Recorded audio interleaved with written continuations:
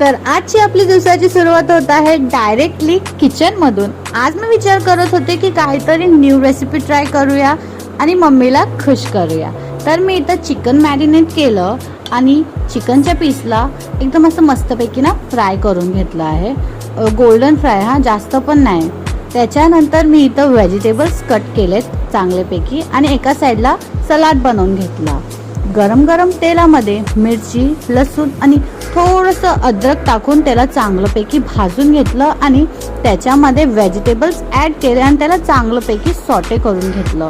त्याच्यानंतर मी ह्याच्यामध्ये सर्व सॉसेस टाकले जे माझ्याकडे अवेलेबल होते, red chilli sauce, green chilli sauce, soya sauce, vinegar आणि टोमॅटो सॉस। हे सर्व ॲड केल्यानंतर यालाही चांगलं सॉटे करून घेतलं आणि त्याच्यामध्ये मी आपले जे चिकनचे पीस फ्राय केले ते ॲड केले आणि एका साईडला मी पावाला मस्तपैकी ग्रीन चटणी लावली आणि आपला सलाड त्याच्यामध्ये टाकला आणि ते पीसेस त्याच्यामध्ये टाकले आणि हा मस्तपैकी आपली डिश रेडी झाली आहे। एकदम मस्त टेस्टी होती आणि आमची बाजूवाली आजी पण आली, त्यांनीही खाल्ली आणि त्यांनाही खूप